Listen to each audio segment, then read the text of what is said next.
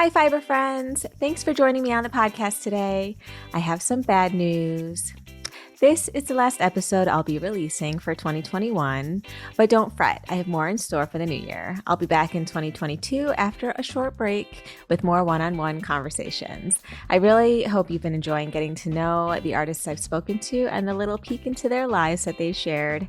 It's been a real honor for me. If you're enjoying these episodes, please leave us a review on Apple Podcasts or a comment on the videos on YouTube. Any little bit helps. Thank you so much for supporting me and the podcast by continuing to join me each week. I really appreciate it. Now, for today's guest, I was so excited to speak with her. We've got Denisse M. Vera on the pod today, calling in from Australia. I've been following her work since I myself started, and I have been obsessed. I bet you have too. Denisse creates the most beautiful goddess-like knotted gowns. You might have seen her designs online on boho brides, festival goers, or celebs on the red carpet. She is so talented yet humble and just a complete joy to speak with. You can find her online at DeniseMVera.com and on Instagram at DeniseMVera. I hope you enjoy getting to know Denisse as much as I did. Here she is. So yeah, if you can start though by just introducing yourself, your first and last name, and where people can find you online. Yes, of course. So my name is Denisse Marianella Vera. So the M in the middle of my Instagram, which is Denisse M Vera, is for Marianella, which is a beautiful family name, which has been passed down from a few generations, which is really beautiful. And yes, it's with two S's. So Denisse is Denisse, M Vera, Vera. Wonderful. So you are, what do you consider yourself? Do you consider yourself a fashion designer or a fiber artist or both? Oh, that's a good question. I would call myself a storyteller, actually. Oh, I love that. I think. And I'd have to say that's probably the first time that I've called myself that, but it just came to me. And I think that that's what I am. Oh, that's amazing. I mean, God, I want to hear more about that with the stories that you tell with your garments. And because truly they are. There's like, I don't know how to describe it because there's a somewhat of a costume element to it.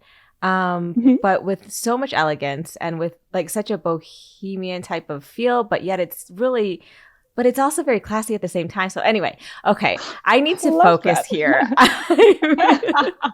I need to focus. Let's go from the very beginning. How did you get started with this? Has it always been fashion for you or just straight art or how, take me back. Well, before we get stuck into it, I'd love to begin with just a tradition that we have here in Australia, which is to acknowledge the owners of the land. And so I'd like to begin by acknowledging the traditional people of the traditional custodians of the land on which we speak. Which I stand, which are the Tharawal people, and also pay respects to their elders past and present. So I think it's a beautiful tradition that we hold here in Australia, and also because I've recently connected with my own ancestors a lot more, I also like to acknowledge my own ancestors who have led me to be here to speak about what we are speaking about today. So that's so beautiful. And I mean, it's interesting. Like I was hearing recently that in the context of New Zealand that they were and forgive me because I am going to be saying this like fifth hand and I was only partially paying attention to this podcast that mentioned it, but that they were trying to make more reconciliation and amends to what the land rights and things that they had taken from the people who were originally there. The Maori people. Yeah, the Maori, exactly. And is it something similar? And it's probably in the way that we should, as Americans, pay more tribute to the Native people that we, haven't been paying respects to at all. Is this like a sort of similar tradition? And and thought behind it? Yes, I'd say so, absolutely. And I guess every country has their story and their version of this same kind of narrative, which is really sad, but it's in that in New Zealand they are a lot more ahead with in terms of respect and in terms of, you know, carrying through the traditions of the Maori people. But here in Australia, we're a little bit more behind, and I'd have to say in my mother country in Chile, it's even more behind. So there's a lot of work to be done, but I think that we're on the right path. Yeah, so. Yeah. I mean, the fact that you're doing it now, I mean, it's beautiful, and I'm thank you for the acknowledgement too. I think we as Americans, well, I can speak only for myself there, but that we don't acknowledge it nearly enough at all, or at all, really. So yeah. Well, I guess the fact that you're acknowledging the lack of acknowledgement is also in itself something, you know, somewhere to grow from, which is, you know, all you can do is just grow. For sure, right? I know, and it's something I would have never even thought of doing. So yeah, thank you for sharing that. Well, you talk about your ancestry too. You just mentioned that you're getting a little bit more in touch with it now. So were you born in Australia? But your ancestry is Chilean? Yes, that's right. Yes. Both of my parents are Chilean. And my eldest sister was born in Chile. And then my parents came to Australia as political refugees in the 80s. And then my brother was born and I was born. So yeah, it's interesting though, because my brother and I are both very tanned and my sister is very light skinned. So whenever we go to Chile, it's an interesting scenario when they, you know, my parents introduce us as the Australians and my sister as the Chilean, and everyone kind of gets a bit confused. But that is funny. That's genes. I know, you never know what you're gonna get, right? You never know. Wait, so how did your parents talk to you about like why they made the decision to go to Australia versus, you know, another part of the world? You know, what was happening at the time? I don't actually know much about you know, the Chilean history or what was going on then. Yeah, no, absolutely. They have spoken to us about it since we were little kids, which is where I'm really lucky for that, because I know that it's definitely a conversation that's been quite silenced in a lot of family households of people with Chilean heritage, and that's because they came to Australia during a dictatorship. So it was a heavy time. And the reason that they came was actually because they were in danger, because my dad was actually a political prisoner.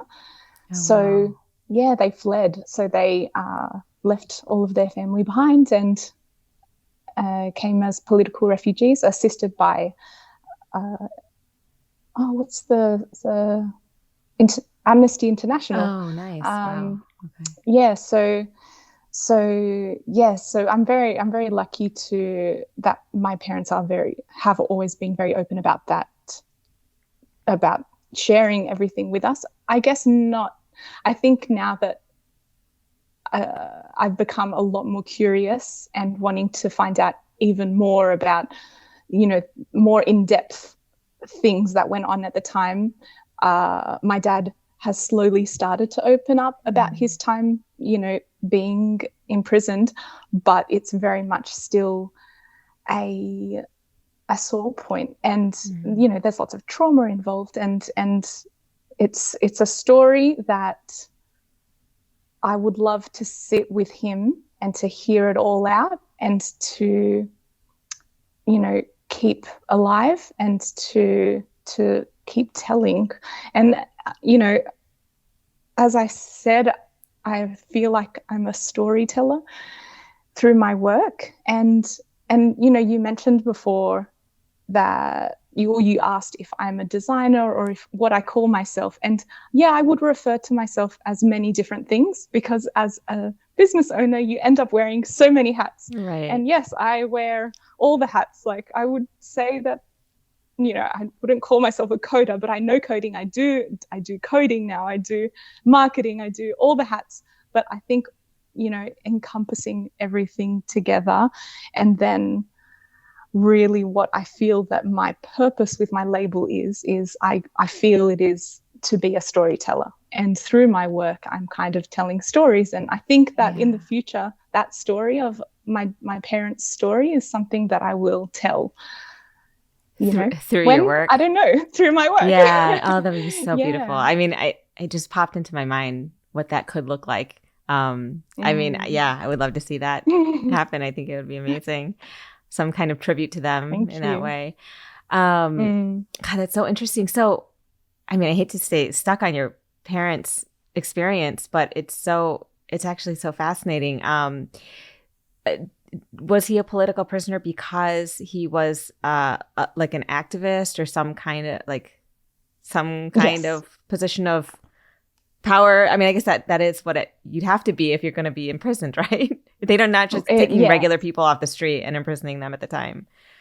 Yeah, that's right. He was a student activist. So he was studying to be an electrical engineer at the time in a university up north, Antofagasta. And it was a time where anybody who was of that side of politics was basically either being killed, tortured, or imprisoned. Wow. So, in a way, my dad being imprisoned was somewhat of a blessing, because it's actually quite incredible that he's still alive. Yeah. And was this the 80s? It brought us here. It was, 80s, yes. Okay. So they arrived in 1985 to Australia. Okay. And did they have any conception of what Australia was going to be like before they got there? No, I mean, they would have known all the very traditional things. I think they were very excited to see kangaroos and live they actually lived by the beach. They lived in Coogee, which is a beautiful area, for the first, I think, few years.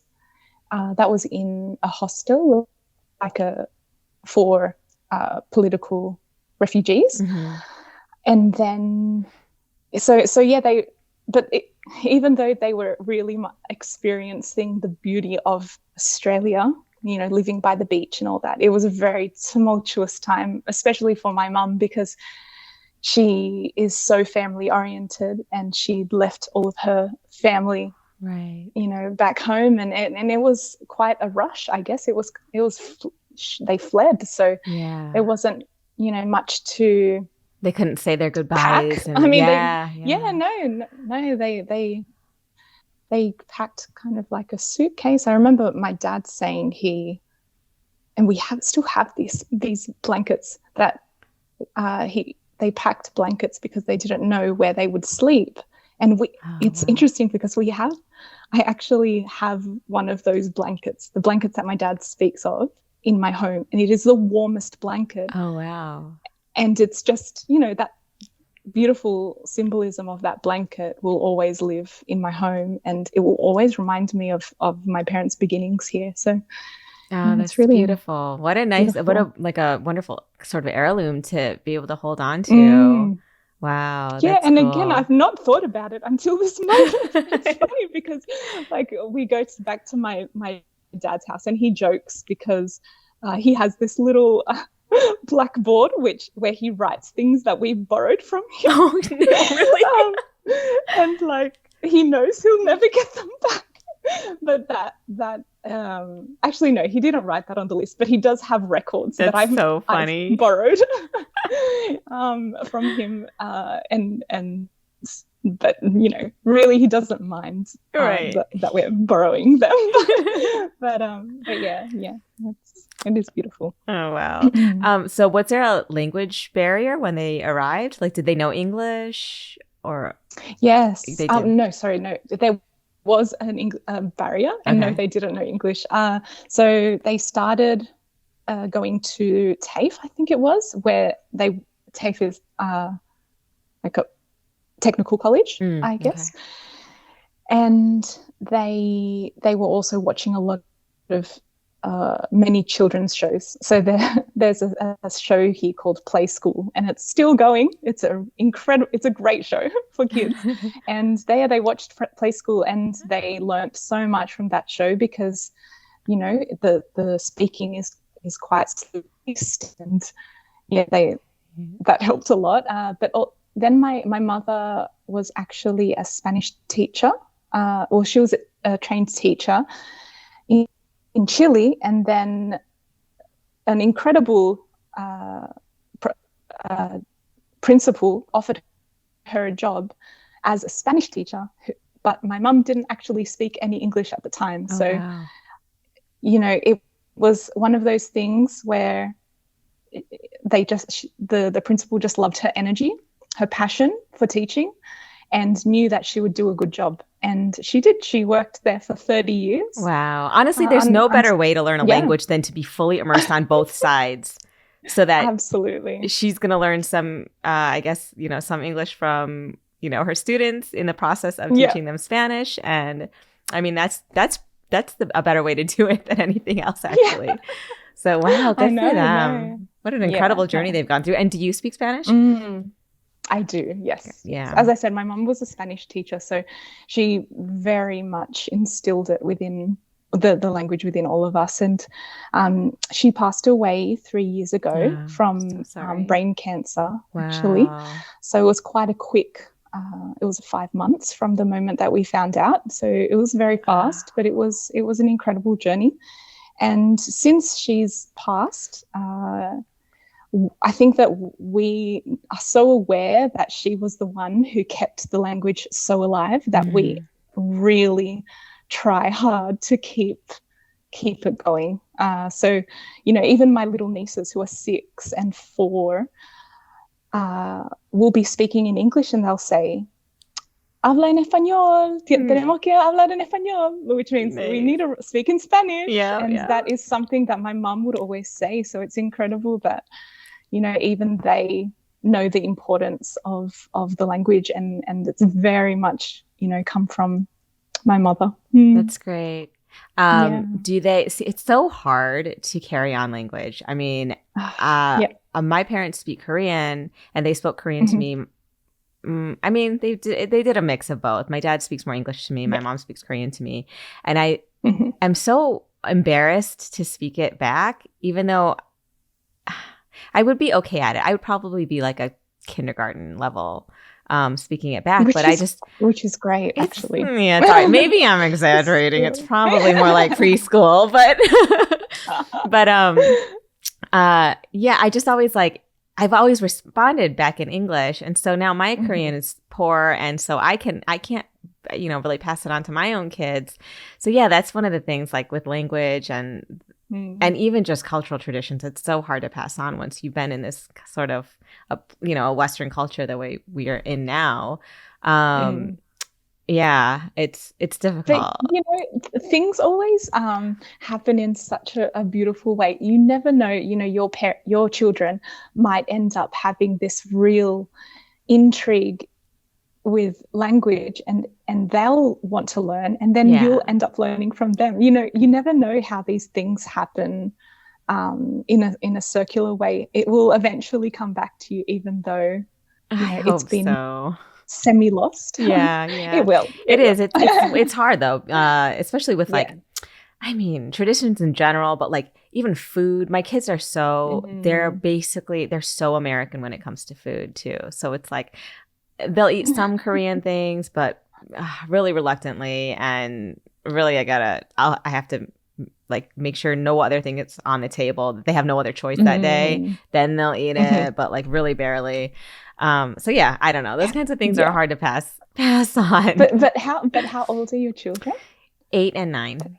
8 and 9. Yeah. So, but it's my fault. Like, I don't know. No, I just should have been. I should have been cool. Yeah. I guess they'll find it cool. I know. That's like I remember around that age, I hated my hair. I like my curly hair. I know that's completely different to language, but in a way it's not, because it's also cultural. It is, yeah, absolutely. And it's part of your identity that you're finding. And actually, I'm so curious what it's like in Australia. Like, are there a lot of Spanish-speaking people? Did you feel like you were? I mean, I know there's like people of color, right? So it's you were maybe not like the only like brown person or whatever there. But yeah, like what was it like in your immediate community growing up? Well, after my parents lived in the coastal town that I mentioned, I wasn't born yet. They then moved like southwest inland to like a little suburb, and it's very, very it's not as multicultural. There's more there are many islanders, so some Samoans, Tongans, and Australians, white Australians, and then a bit of a scatter of everyone. And this is in a town called Campbelltown, so that's where I grew up. But then probably half an hour away, there is a town called, or the area, like around Fairfield area, another area, where there are so many Chileans and Latin Americans. Really? So nice. I actually grew up out of that community.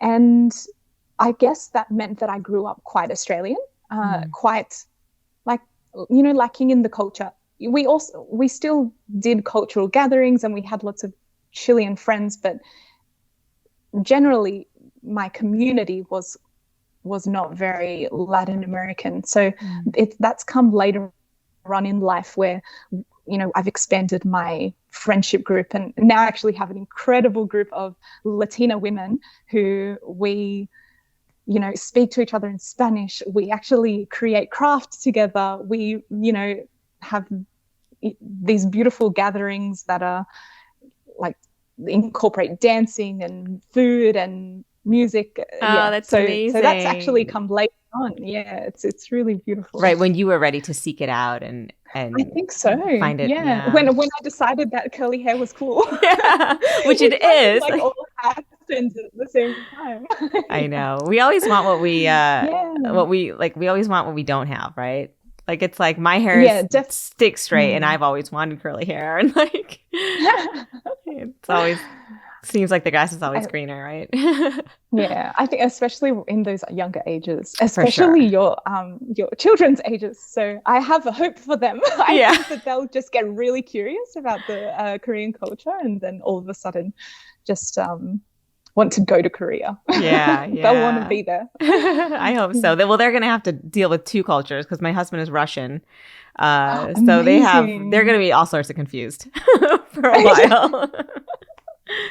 Confused and cool. That's a really cool mix. Yeah, totally. Awesome. Okay, so let's get back into like the creating, because I really would love to hear. So I mean, I'm sure your childhood plays a part in your creative life and how you came to be. So tell me about it. Yes. Okay. Well, I did a lot of art growing up and was very explorative. Is that a word? Let's say it's a word. Yeah, it's cool. It's a word. And I just loved to experiment with all different forms of media. So, I did lots of sculpture and lots of painting, and actually something that I was very connected to was sculpture. Like I would love to get really intimate with what I was making with my hands, which now I find interesting because I guess I've never thought of it in that way, but kind of what I'm doing is a little bit of sculpture as well, really, because I'm kind of sculpting the piece onto the mannequin. That's interesting. Yeah, you're creating forms, really. Yeah. Yeah. And I had always been very interested in kind of Indigenous themes. So I remember getting very curious about like the Machu Picchu, the beautiful ruins in Peru, and and lots of places like that. I was very curious about, these ancient civilizations, even as a young kid. But I didn't think that I would do something artistic growing up. I think that it was something that I enjoyed, but I enjoyed sport more. So sport was more my thing. I was very active, and I don't know if that was impact from like my older brother. I've look up to him so much and looked up to him so much, like the way that he embraced, exercise and things like that. So that's where I was veering towards. But then something happened with my leg where I was in like hospital for a long time, and then I was actually told that I couldn't do like impact sport. Oh, and no, that must have been devastating. It was devastating. Yeah. But the light,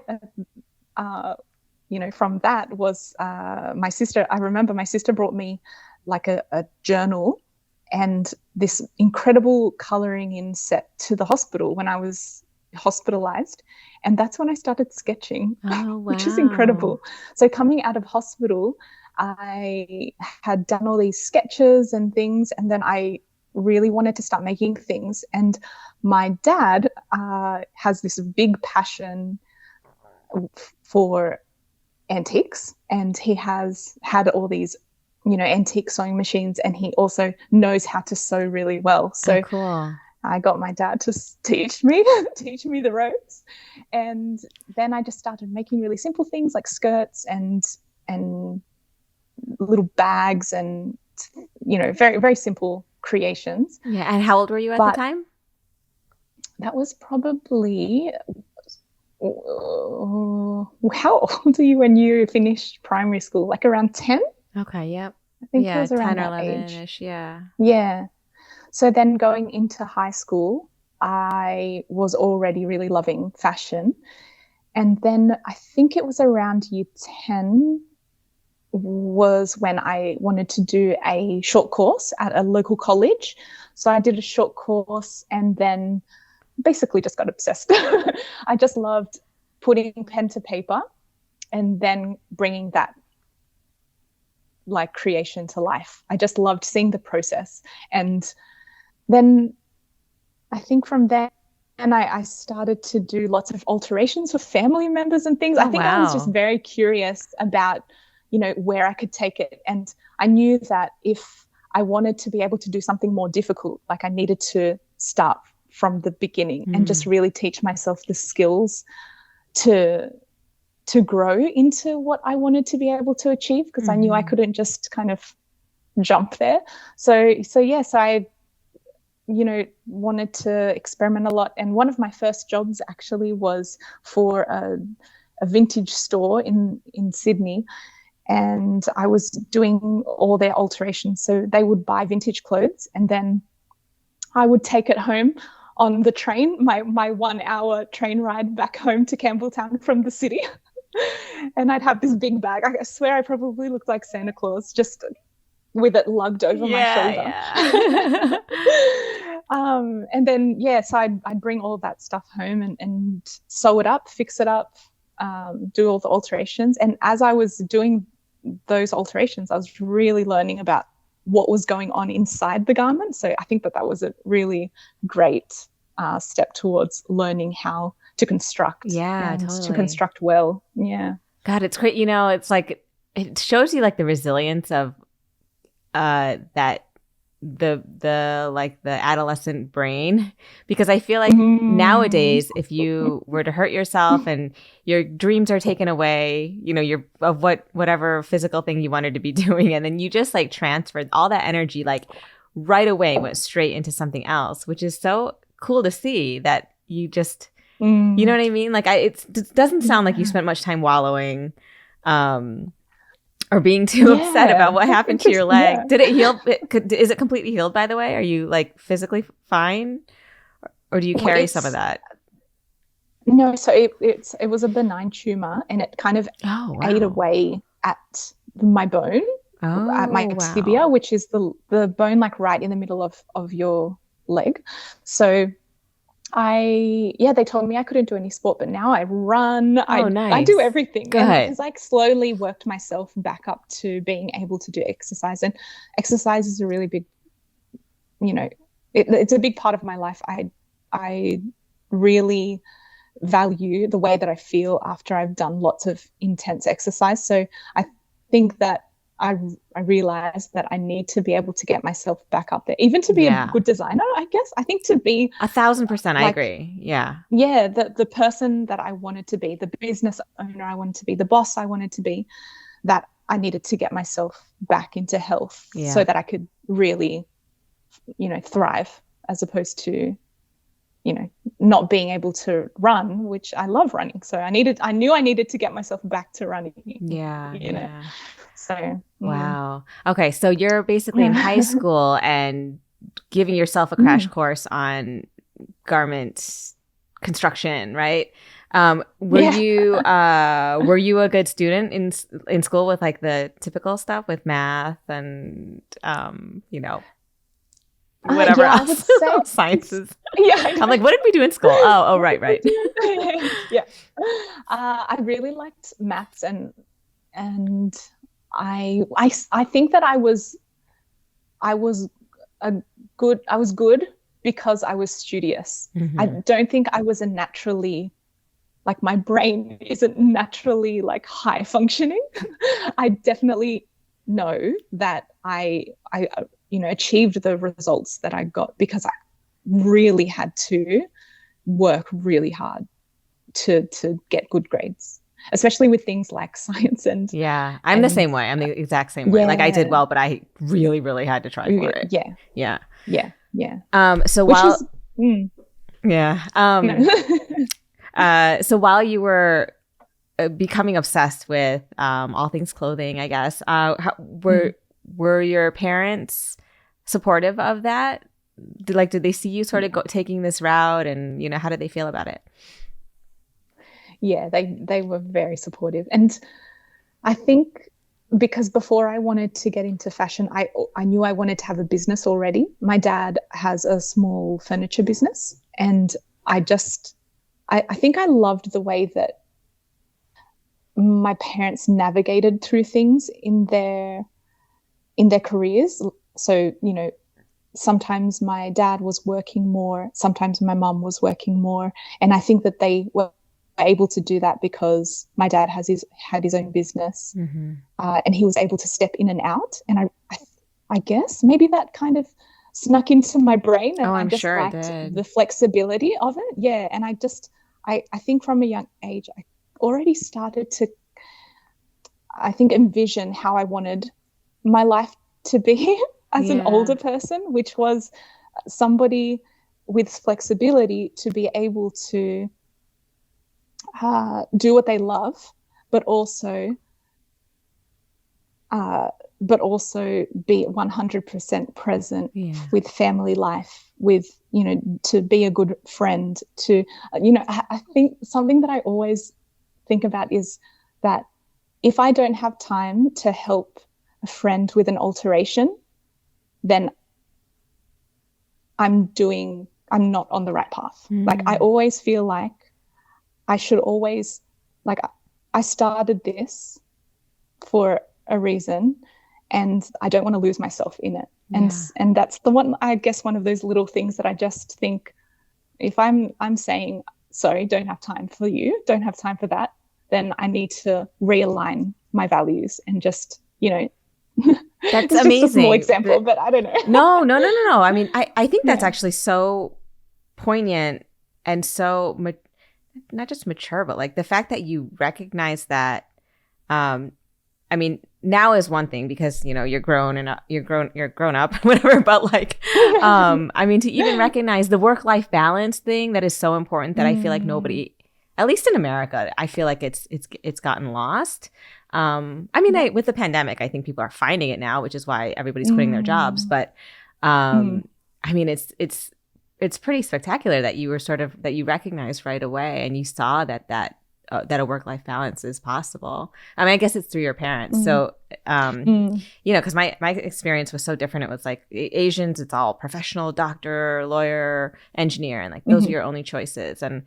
And going into a business is the only way to do things. Like having a corporate job, at least if you're not going to do any of the other things, like have a corporate job. And that was like, I mean, there was almost, you know, an alternative career. It was never idealized, Right. you know, at least from the experience that I had. But yeah, so it's cool though because your parents being entrepreneur or your dad being an entrepreneur, you had a good teacher in that, I think. So that's great. Yeah, I think, but in saying that though, I was the third child. So I think that's really, I mean, that's a big, something very significant to kind of point out as well, because there were two children before me who experienced more of what you're describing. So, you know, my sister did, you know, go through that kind of parenting where my parents like really wanted her to have a profession, you know, and go to university. And my parents were the same with me. You know, I was deciding between going to like a technical college, I guess you would call it, or a university. And they encouraged me to go to university, because in Chile it's very much it's similar to what you described. You know, you want your kids to either be like a doctor or lawyer or an engineer or a teacher. So, you know, my sister ended up going into special education teaching, and my brother is an engineer. So I think by the time my parents got to me, I think they loosened up a lot. Yeah. And I guess also because I was very determined, like from a young age. And, you know, I think that came from my mom a lot.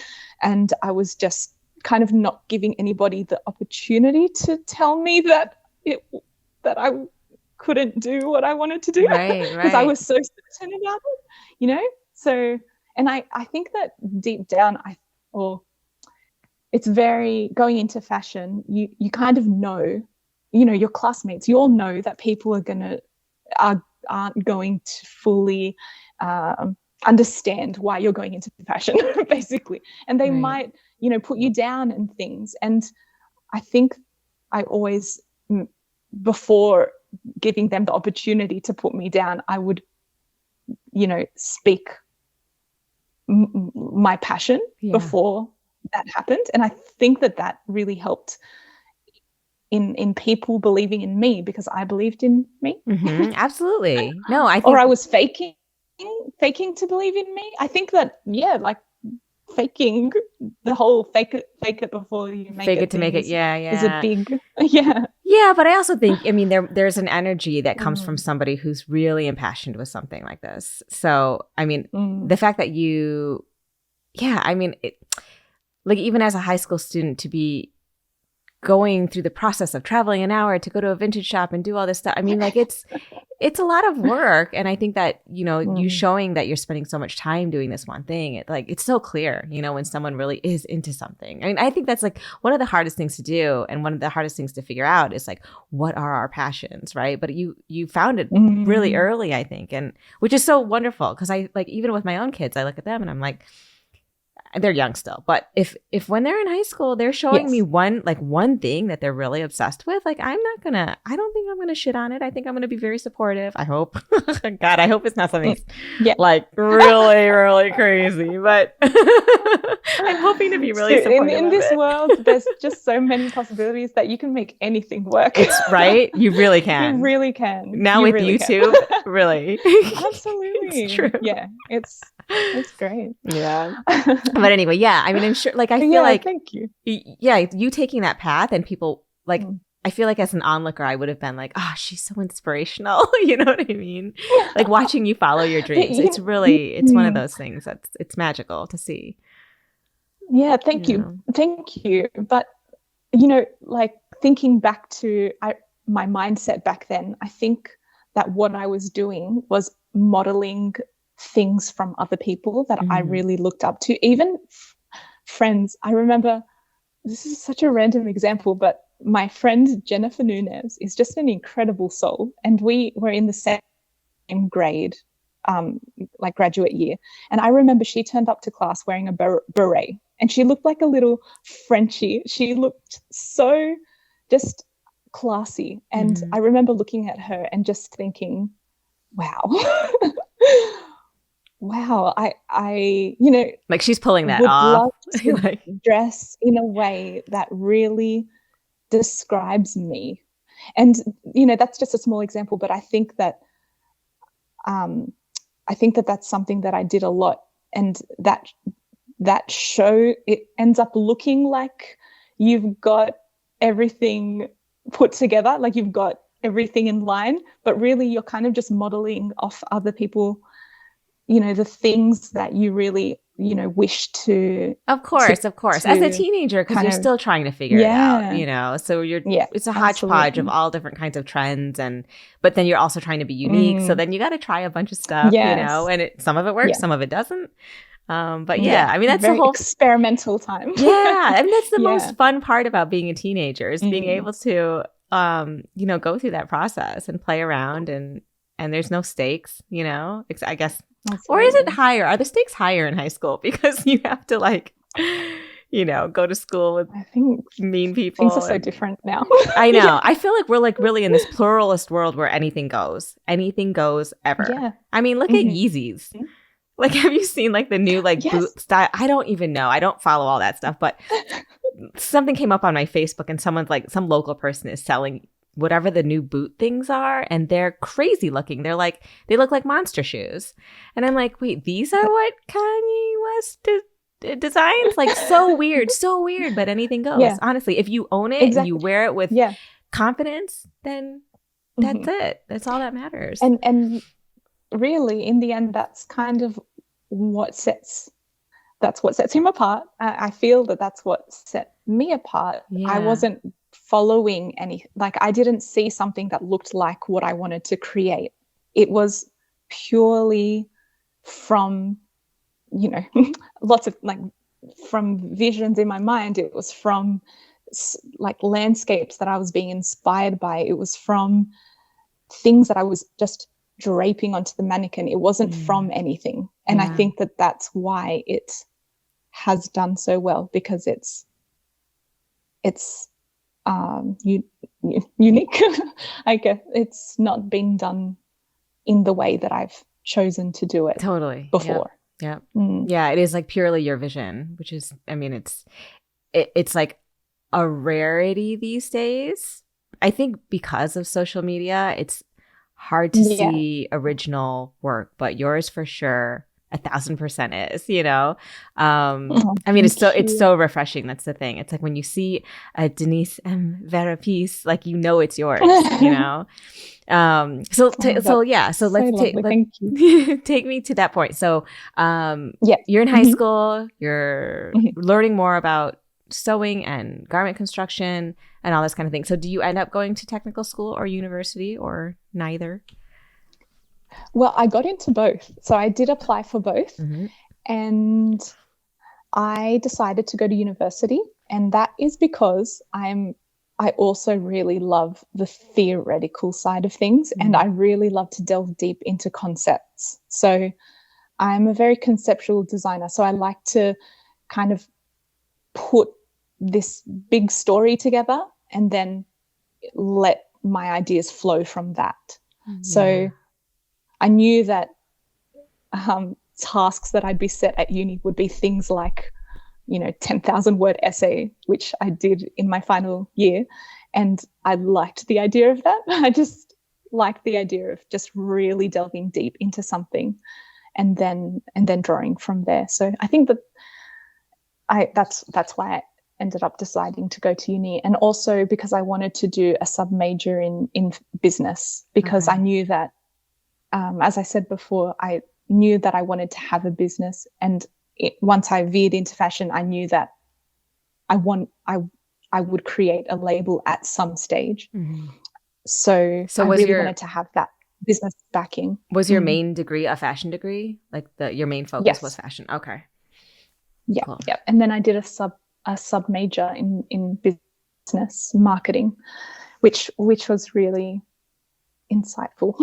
And yeah, really, it was a great course, and I met lots of people who I'm still connected with who have veered into the business side of things, and just great to have those contacts. Yeah. So what did you do once you got out? I don't know. I have literally no concept of how old you are. So I don't know if we're talking about 5 years ago or, 15 years ago. Well, I am 31 and I turn 32 next week. Oh, nice. Happy early birthday. So, thank you. So that was 8-9 years ago. Okay. Coming up to 10 years ago. Finishing uni. So after university, after the runway show of my graduation collection, I sold my first piece. So it was through a text. It was the day of the graduation. It was straight after the runway. I got a text from my friend who'd seen a picture of the finish, like a finale dress. And she said, I want to get one of those. Oh, that's amazing. So right away. Yeah, that was a really cool moment. But I really wanted to work in industry first. So I worked in the industry for a year, but I won't lie, during that year, I was very focused on my label already. So I was working full time, 9 to 5 in the city, in Sydney, and then going back home and creating orders for people, and also working on my first collection, which I then launched the following year, straight after I quit my full-time job. Okay. So how were you, how did you already have orders? Were you, how were you marketing yourself already? Because I am a serial emailer. Back then, I was just one of those annoying people who just reaches out to everyone and anyone. And that's what I did coming out of uni. I had my lookbook and I just sent it around to photographers, stylists. Oh, okay. So you were using your graduate collection, like your school collection, and then sending that out. Oh, okay. That's amazing. And is that what we're seeing on Instagram? Like the lace red top and no, that is not that at all. No. Okay. So that's later in your life. Okay. Yes. So my university collection was called Unidentified Lines, and it was just very monotone. It was kind of grays and light blue, very light blue and light green. Okay. And then it had a print, which was a print that I developed from a photograph that I took of one of the ancient sites that I visited while I was traveling. Yeah. So very cool. But actually, I guess I feel like I should say something about that particular trip that I'm talking about, where I took that photograph, because that's where I learnt macrame. That's where it all right.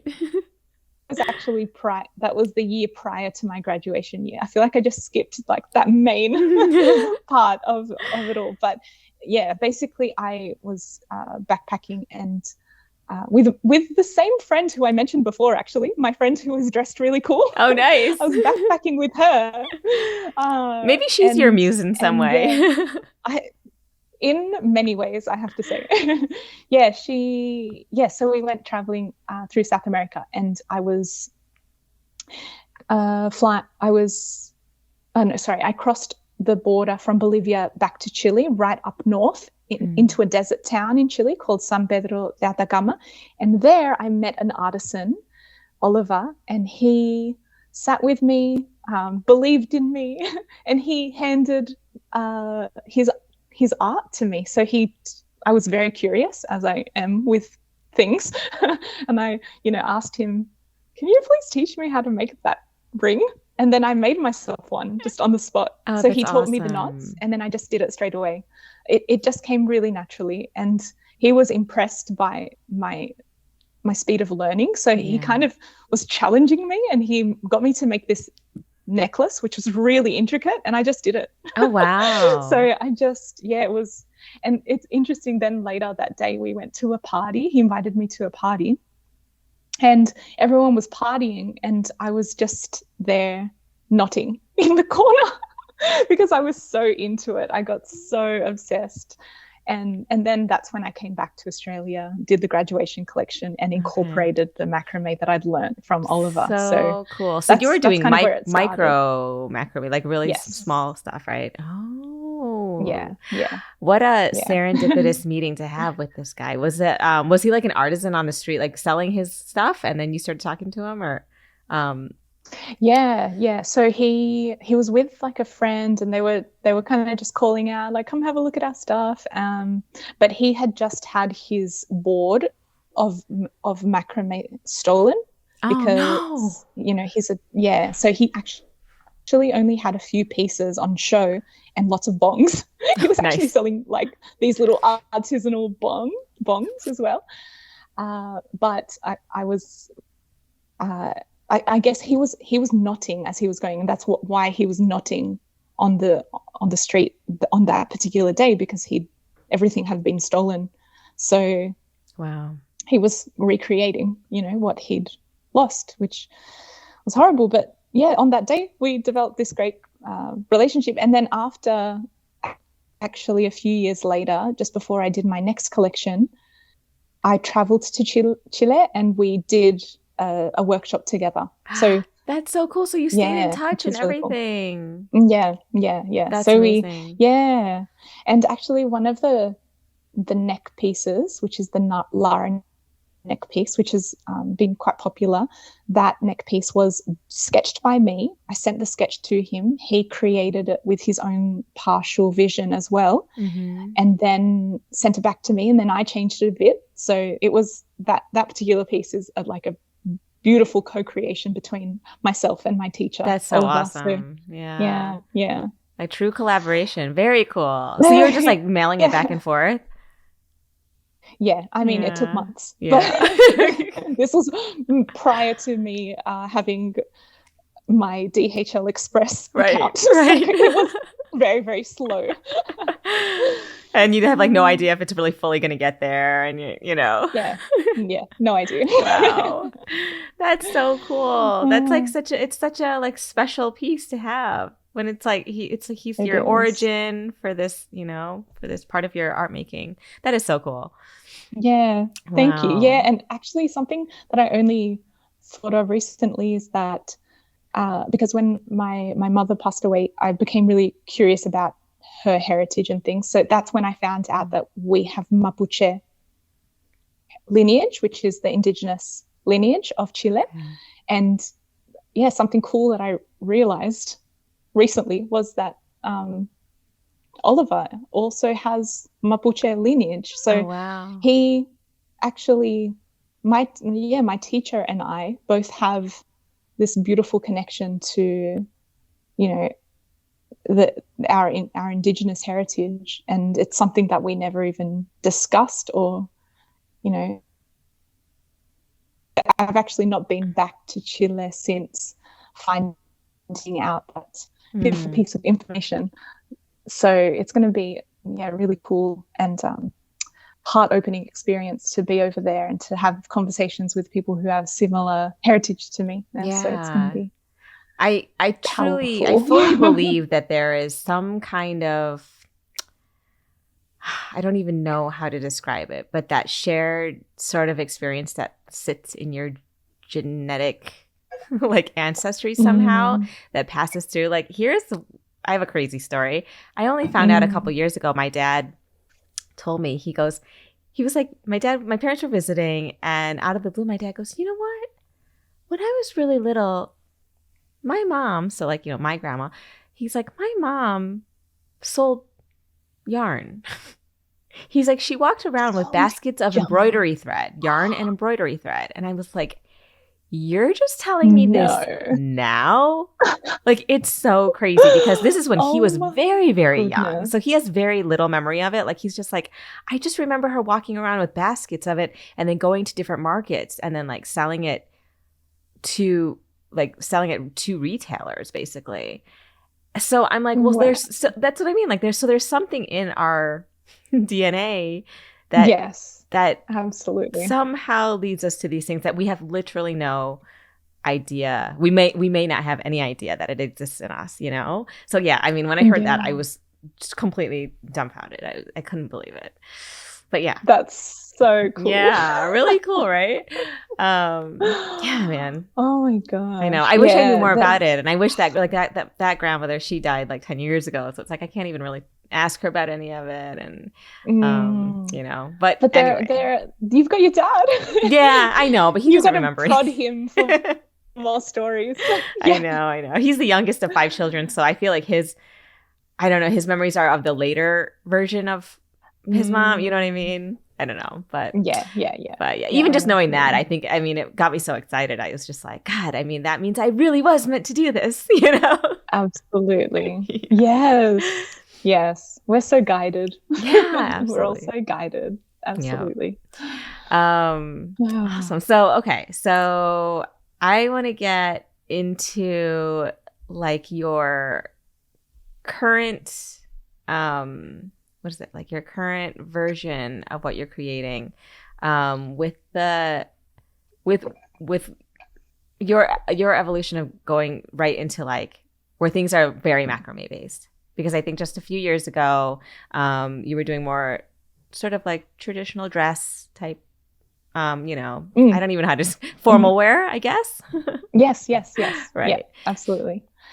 Yeah, I think it's interesting because when COVID hit and festivals and weddings were cancelled or postponed, I was very much feeling from people or just from the energy of everything that was happening was that I needed to pivot. But it's interesting because I did in a way, I did, you know, launch a few different products that suited more the landscape of what was going on. But I focused very much on just realigning my whole vision and kind of displayed that through my new website because, you know, COVID hit and then I decided that I would redo my website. And I think that was a really, a really important thing for me to do because even though there were things guiding me away from, I guess, macrame or what I was doing, I knew that I just had to stick to it and actually work on like the way that I would what's the word I'm looking for? I guess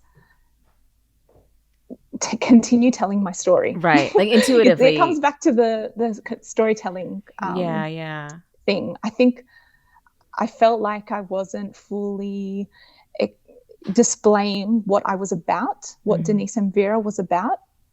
And I think that time gave me the space to really hone back in on what my purpose with my label was and what I wanted to do with it. So something that I focused on was, you know, redoing the website, which is, something I feel really proud of, that I worked together with an Australian web developer on. But then also, I worked on a few other projects, and one project that I'm feeling very passionate about and that I'm soon to launch is Artisan Archives, which is an archive of artisans who are from Latin America and who, you know, the main purpose is to, one, tell their story. Again, coming back to the storytelling thing, tell their story and also to display their pieces in the way that they really deserve to be displayed to the world. And I don't know, that sounds a bit, I'm obviously not just, my website isn't, you know, being viewed by the world, but the way that I want to kind of elevate macrame and to show it in a new light, to show it in the way that I see it, I guess, the way that I saw it in that moment that it was handed over to me, which was this, like, I was enchanted by it. I was enchanted by it, and I could see the possibilities of it straight away. And I knew that I could take it somewhere, but, you know, maintaining its essence.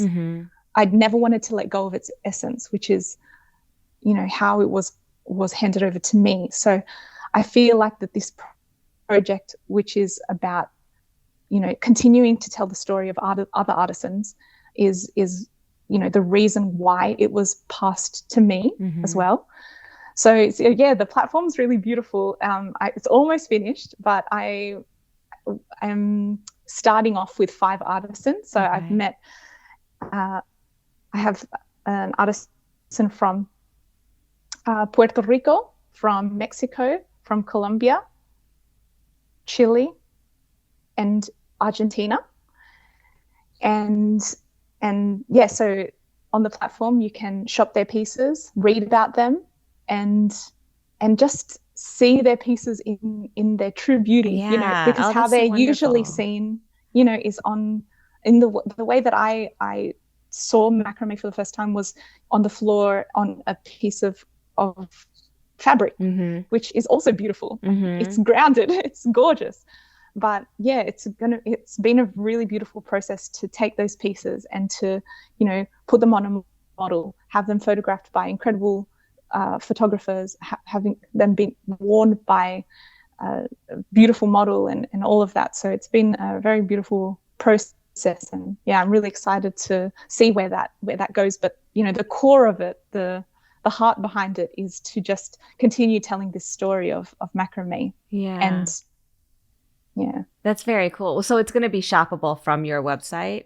Yes. God, you know, it's interesting because I immediately started thinking about that essentially it's you being a curator, but I was imagining it in like a museum environment. So I don't know, some kind of in-person experience, you know? So, and then, yeah, because I wasn't quite sure where you were going with it. And then I'm seeing it now more with like that it's going to be modeled and, you know, worn or whatever. But, yeah, I don't know. It's so many possibilities because I could see it eventually becoming something that is, I don't know, like, is it an exhibition worthy, like, kind of thing, you know? Not worthy, like, but could it translate in that format? You know what I mean? I come from a museum background, so that's like immediately where I went in my head with it. But that's awesome. Oh, so cool. So has any of it launched yet, or? No. I actually, it's funny. I chose a day to launch it, and then I listened to one of your podcasts. And in the podcast episode, you were talking about how it's, you know, not a great idea to launch something close to Christmas. Oh, right. Yeah. Yeah. And I think I very much just go with the flow of how things are developing, and I don't like to pressure myself into. Yeah, I just go with the flow of things, and I had flowed towards the idea of launching on my birthday, which is next week, but I also believe that everything happens for a reason, and I was meant to listen to that podcast because then I thought I don't need to, you know, pressure myself to launch next week. It doesn't need to be next week, and probably might be better if I wait. So I actually don't know yet. It's almost ready though. So I don't know. That's such a hard call. Yeah. See, because in this situation, because it's, I don't know, it sounds like it could be like gift items. So now I'm kind of like, maybe you should launch before Christmas. But then we're so close to Christmas. I mean, I probably would have said Thanksgiving then if it was possible. But since that ship has sailed, maybe wait till after. I don't know. I haven't even seen these pieces. What am I talking about? I'm totally talking out of my ass. But like in regards to the pieces, so yeah, they're jewelry pieces. And the cool thing about it is some of them can be pieced together with my garments, which is really cool as well. But yeah, in terms of my projects and my designs, something I'm really excited about is continuing down the tierra pathway, which is some pieces that all my most recent pieces that I've been launching, which basically they use less tubes. So those tubes that I use are metal, and I want to try to, like, I basically in the new tierra pieces, they're just as beautiful and just as intricate and stunning, but they're using a whole lot less. They have 1 or 2 tubes. So yeah, I have kind of tierra means earth. So basically, the way I'd like to veer towards is just being a lot more conscious of the earth, and also with my usage of materials, and yeah, so I'm working together with the people who produce my cord, and I'm working on developing new cords which are very sustainable and locally sourced materials. So that's wonderful. Yeah. And also upcycling. I'm doing lots of upcycling as well, which has been cool. I've been donated lots of cords and just creating things out of, material that already exists. Oh, that's awesome. And repurposing that. So that's something that I'm really excited about as well. Cool. God, can we talk about your process of creating your pieces? Yes.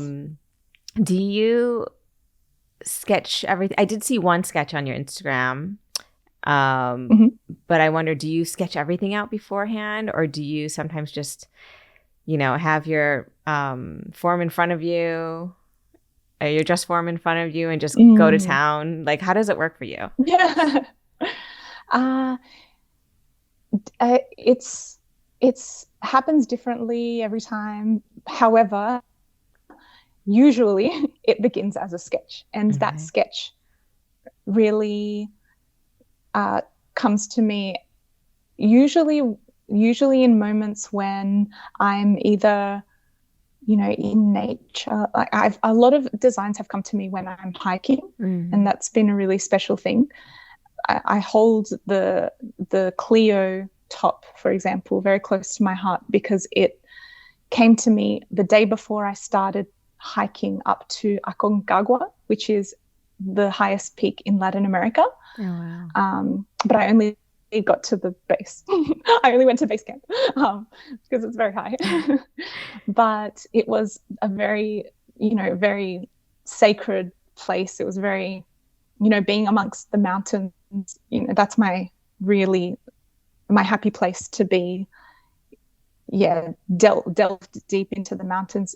I just feel like my mind works in a different way, and I'm just blocked off to the things that usually distract me, that distract my mind. So I'm very clear-minded, and things very easily flow to me. So yeah, I loved the process of the Clio top, probably the most out of all of them, because the sketch came to me when I woke up at 3:30 a.m. It was, of course, there in my mind. It's that 3:30 time, the creator's time. And then I just took it straight to paper. Wow. And at the time, my team member was working in the studio back here in Australia, and I was in Argentina. And then I just said, look, this is the idea that's come to me. Can we get it going? Like, I just feel like it needs to happen now.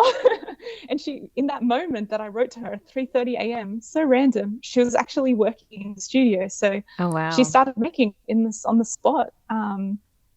So then I guess the process is very fluid, because then I came back to Australia, didn't have motivation to do it, put it to the side for a long time.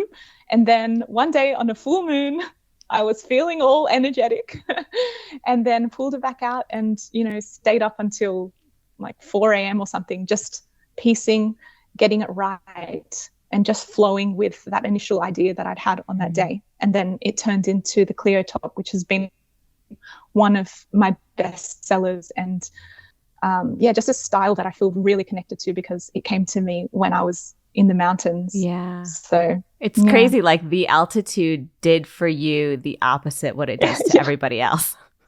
You know, like it gave you clarity and it makes everyone else dizzy and nauseous.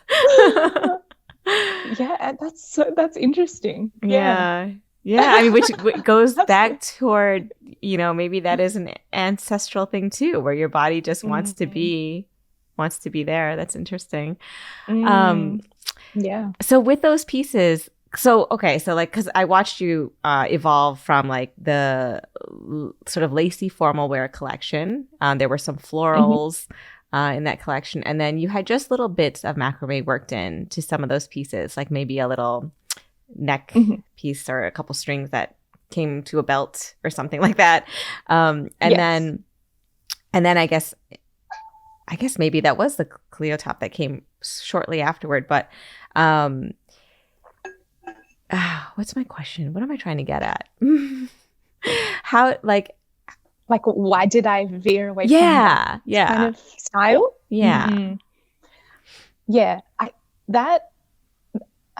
I think I was trying to be somebody that I'm not back then. I think I was trying to align myself with other designers.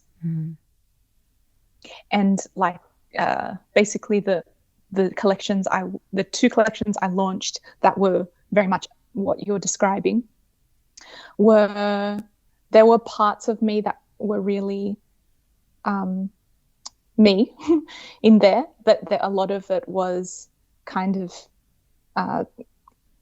the remnants of other people's beliefs of what I should do, or other people's, and it would rub off on me, and I wasn't I wasn't certain about my own storytelling. I wasn't certain about my own style. I was learning still. As I said, I worked in the industry for 1 year only, so then I just decided to launch into it. But even though it was a good thing and it was a bad thing for many reasons, you know, good and bad, because even though I got my foot in the door early, I feel like I could have developed my own style more before launching, or I could have gotten to know myself better.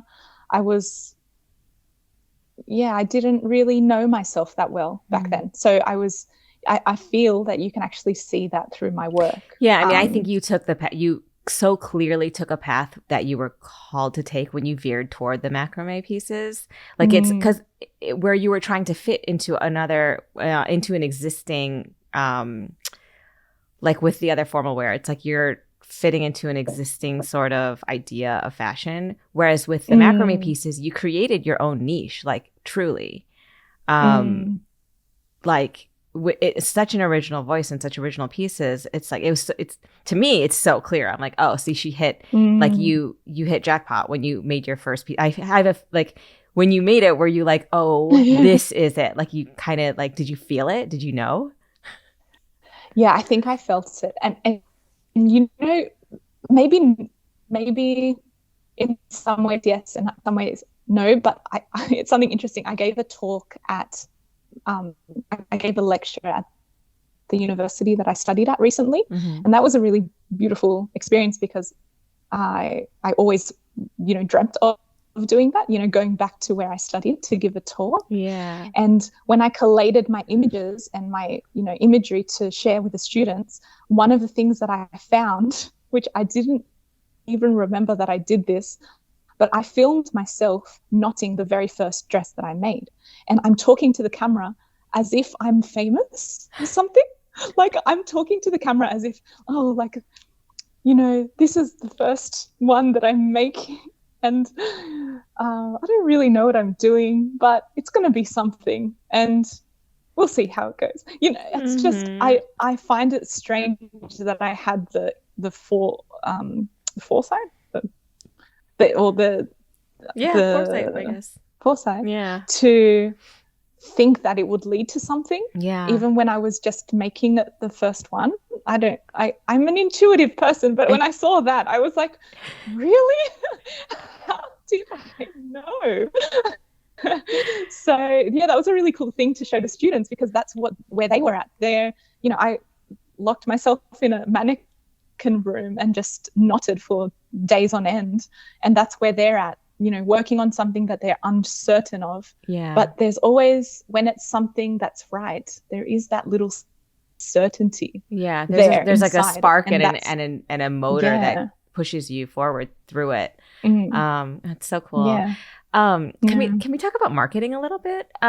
So like after you made your first piece, maybe posted on Instagram, like did you and I guess this is kind of a question that also ties in with like how you structure like sales and commissions. Is like, do people just because you have to fit it individually to each body. It's couture.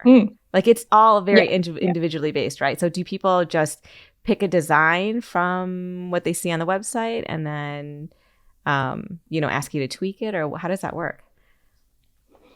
So there's two ways to order.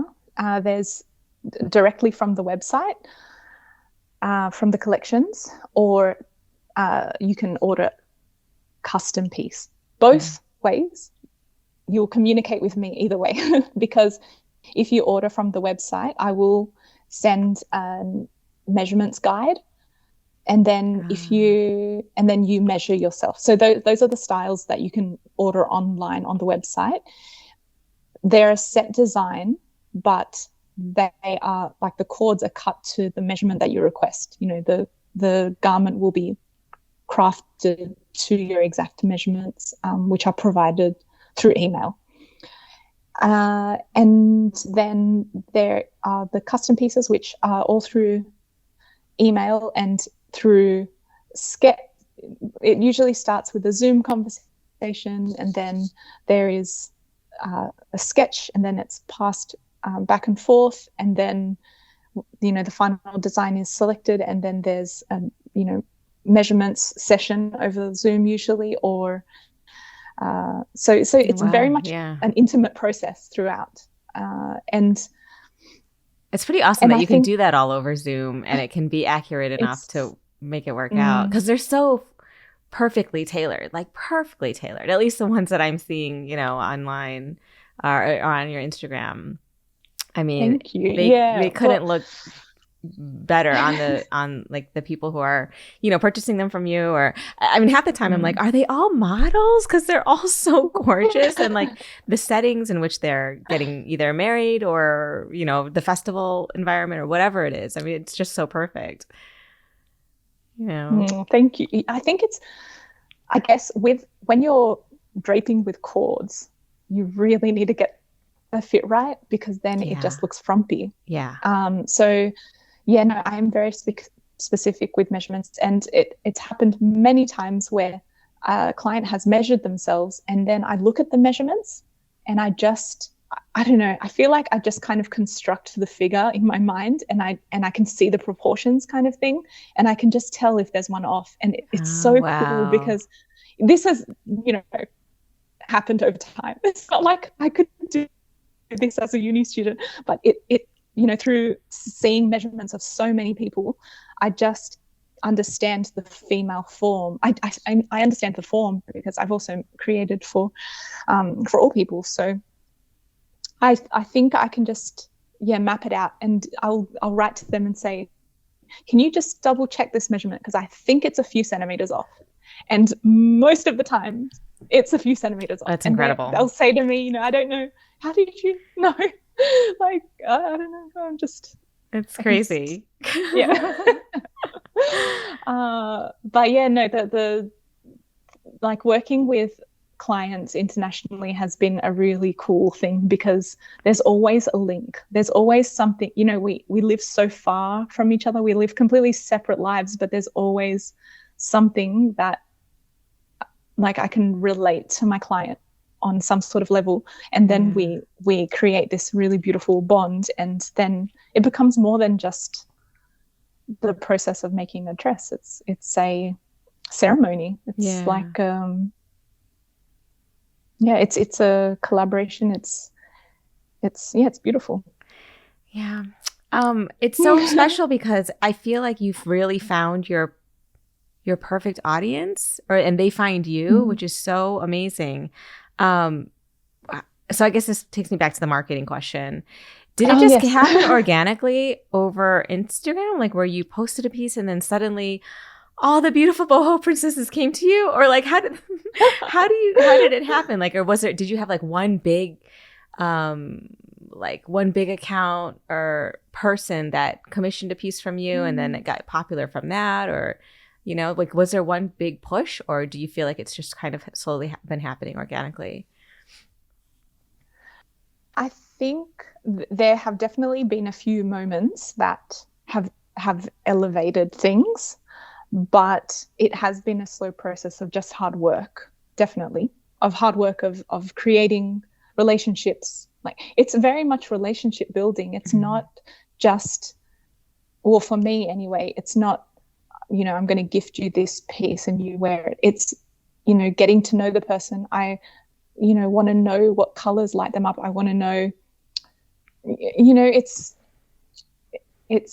more intimate. It's more intimate than, it's more muse finding for me in terms of like who I choose to work with, who, and things like that. But yeah, there definitely have been a few moments, for example, and everything happens for a reason. This is a cool story because something that didn't work out led to something that was meant to be. So I worked with a stylist who I feel didn't respect me. And this particular stylist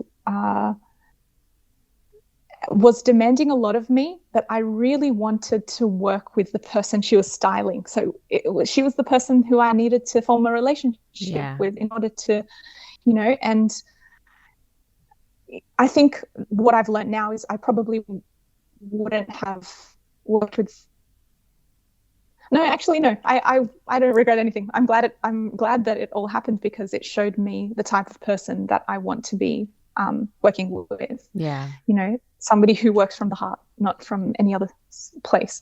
So anyway, she asked me to make a change to a particular garment to make it like more red carpet worthy. So I added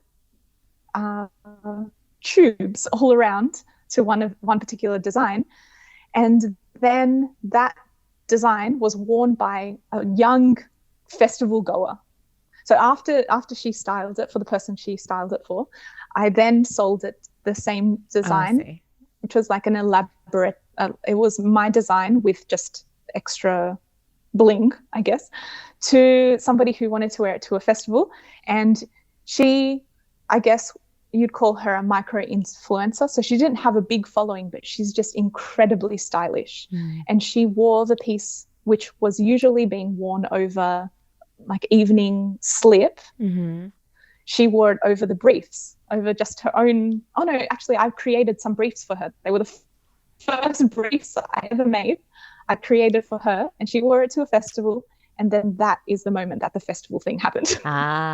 From that image of her wearing that piece was when that image actually went, I would say semi-viral, I guess. It went everywhere on Pinterest. Oh, I see. And then I was getting lots of interest from festival goers. And then, that really started a whole other phase of my business that was incredible, because all of a sudden I was working and creating for just these incredibly interesting people who just wanted to, display their pure essence. Like they want to go to these festivals to have a good time, to be completely themselves and to let loose and to express themselves like their true being. So it wasn't just they didn't just want to order what was online. They were like, No, they're oh putting no, it I on and want they're to. like, this is going to be epic. Like, this is what Yes. Yeah. I totally get Like, it. for example, I created for an incredible client, Anissa, who is South African, but she lives in the States and was going to Coachella and wanted to display her heritage. So I created this amazing, like multicolored, I used all the colors in the South Oh, African it's so flag cool. to create one of the pieces. And then she just rocked it there at Coachella, That's so cool. representing her heritage. And that just sets my soul on fire. Like it just, that's what I really love to Yeah, see. that's so Yeah. awesome. So cool. Um, Yeah. what was the, sorry, I'm forgetting what I was gonna ask you. Um, oh, so this was all, I guess that was pre-pandemic, right? I know what I was gonna ask you. Um, okay, so these pieces are all so intricate. I imagine they take a very, very long time to make. Do you have a lot of people working with you? What is the setup of your company? I have a small team, and Yeah. the ladies who work in my team are all from the local TAFE. They, so they're, so yeah, local to my studio here, there is a TAFE where each student needs to do a component of work experience. So I developed a really beautiful relationship with the teachers there at that TAFE, and Mm. they really trust me with their students, and they just love the experience that their students have had here. So yeah, we just over time developed this really nice relationship, and then I've trained the ladies up, and they are the ladies who form my team. Oh, So wow. So it's from when they were really nice. students Mm-hmm. and then they get out of school and then they just start working for you? Yeah, yeah. Wow, that's So it's incredible.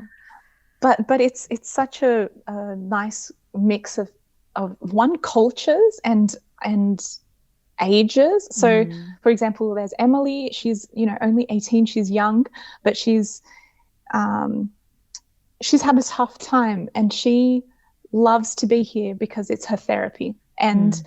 you know the there's Tanima, who's from Bangladesh, and she just has this incredible work ethic because she's a mother to her beautiful autistic son. And again, this is the place where she feels at home, where she can just have um, time to herself to express herself creatively. And all the women who work here have learnt macrame from me.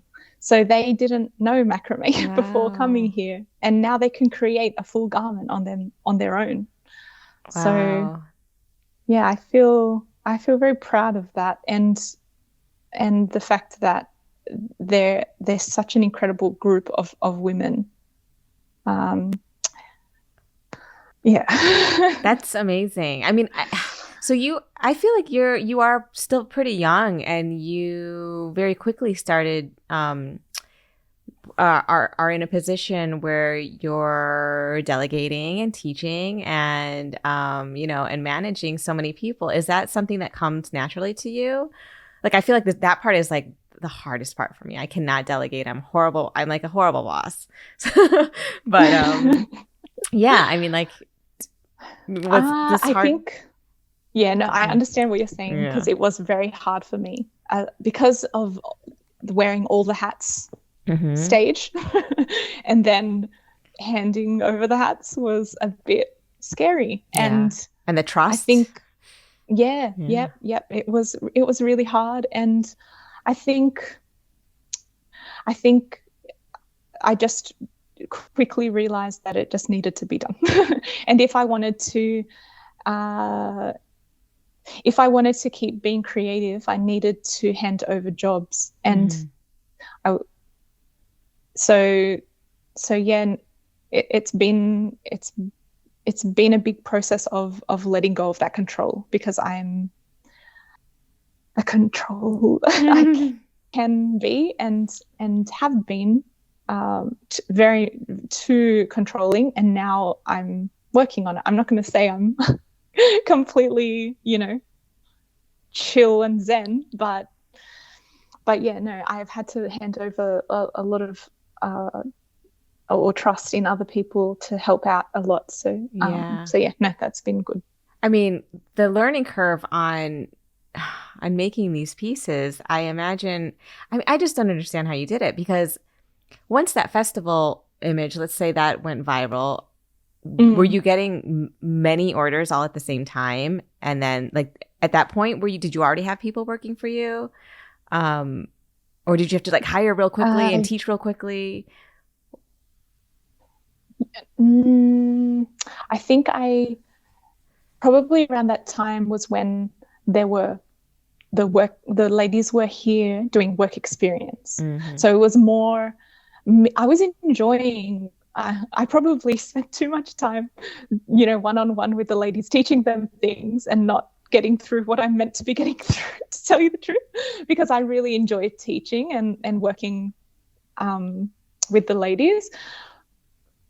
But what I didn't know was that I was training them up to be part of the team. Well, yeah. I guess I did know that, but I didn't know that it would happen so fast, I guess. Yeah. And it just did happen naturally in that it went from them needing to be in the studio to learn to me needing them in the studio. So yeah, that was how it happened. And it did happen very organically, just I guess each week analyzing, okay, how many do I need to get through? Who do I need on board? Who's available? Who wants to be here? You all want to be here. Okay, great. Let's make this happen. Wow. So no, that's, and yeah, definitely closer to the festivals that's when I get very busy. So I've even had to call on, when I've got the ladies working here, and then I need like one of my aunties has jumped in, and I've never had my family members assist actually in knotting or anything, but I have. She's actually not my real auntie. She's a family friend, but yeah, not my direct family. But yeah, it's happened organically, definitely. Yeah. So now that I guess festivals are back now, right? They were back last summer, I think. Did your business? So, well, you tell me. During the pandemic, you mentioned that I guess it did slow down a bit. How was it? How was your pandemic experience with work and figuring all of that out? Well, something very interesting happened and aligned at that time, because I was in a 10-year relationship, which just at the early COVID period, we separated, and we'd just bought a house that we were renovating. God. So, that early stage, or actually for all of COVID, I have been working on the business and also renovating my home. Wow. With my dad. Okay. So yeah, what ended up happening was, we went our separate ways, and then I took ownership of the home, and then continued on the renovations, which as a designer, I really thrived. I really love to renovate. Nice. And just really enjoyed being here in the studio creating, and then having to run over to paint a door or whatever, or there was always something happening because my home is just around the corner from my studio. Okay. So I'd have a fitting. It was a chaotic time, but I think that I thrive in that chaos, because you just thrive in the chaos sometimes. Yeah, it just keeps you going.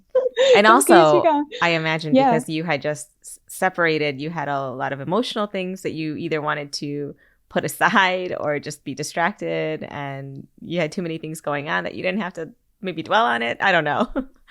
I mean, that's how I would have been, but I don't know if it was so much that, because I feel that COVID, the slowdown, also actually gave me a bit of time to delve deeper into the processing of everything. And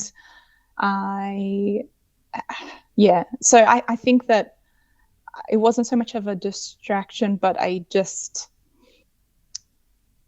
it was something for me to harness that extra energy into that I couldn't allocate to doing the amount of work that I was doing in the studio prior to COVID. So it just allowed me to balance my time with that project and this Denisse and Vera project. So yeah, and I've just finished them now. So like the renovations. Oh, okay. I just completed the renovations. So it's the timing is quite strange, really, to think about it, because it aligned quite well, because work slowed down, and then I really had to pick up my duties in terms of the house. The house. Yeah. So well, that's great. It worked out. So has work now picked up quite a bit now that we're sort of back? Although I don't know what's going on with Omicron and whatever's, but it incredibly, this period has lined up really perfectly, because I've just completed renovations, and then literally last week was probably the first week that I was right back up to my usual amount of work. And it was kind of like that project ended, and then this one just ramped back up again. Right. So and you've been working on the Artisan Archive project too. So yeah. It's a lot going on. So, there is, but I'm excited to step into this next phase of things, especially with just the fact that I've completely know myself now. And I mean, we all go through moments of, feeling really well and not well, I guess, and feeling connected to ourselves and not, feeling aligned and, all those things. But I feel like I've experienced so much in the past few years, especially, losing my mum and the separation and the renovations and things, that I'm at a place where I'm very, very certain of where I'd like to be, where I want Denisse and Vera to be, and how that's probably where I find myself right now. Where would you like Denisse and Vera to be in 5 years? I would like Denisse and Vera to, honestly, to be where it is right. I'm really happy now with where it is. That's great. And I think that that's something that, like, I remember, because I won this grant, and sorry, not a grant. It was a New South Wales Business Chamber Award, and I got runners up. So I had like a mentorship with a businessman, like a straight up businessman who invests in he's an investor, finance, business guy, is how I would describe him. And he was so interested in my business that he wanted to invest. And this was very early on. And he was talking big numbers. He wanted to invest $100,000. And obviously at that stage, early on in business, I was so excited. I want to do it. But he was talking things like, okay, well, one dress is $1,000. So if you can make 20 dresses in a week, that's going to get you to here. And then, right. And it's all numbers. All numbers. And I think that I took from him what I was meant to, because I did learn a lot from him.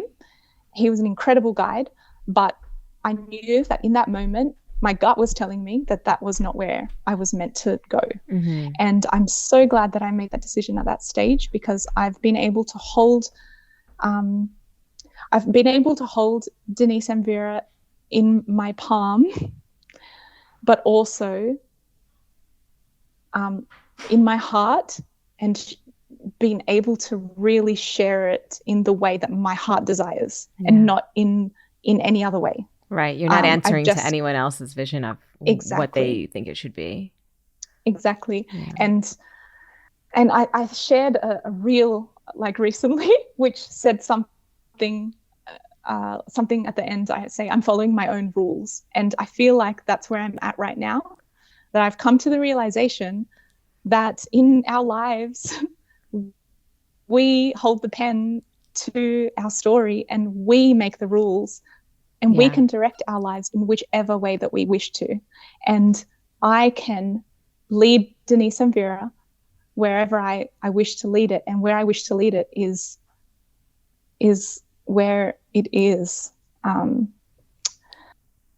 So yeah, I can't say to you, Leo, in 5 years I want to be in Milan, or I don't know. That's that's not my vision. My vision is to continue bringing joy to people's hearts. Yeah, it's beautiful. Do you have a dream celebrity you would love to dress? Zendaya. Oh, yeah. Oh, she's perfection. And it's going to happen though, because I'm already like in touch with her stylist, and he has actually requested a garment which I couldn't get to him because I made it for a client, and I couldn't steal it away from my client and give it to him, unfortunately.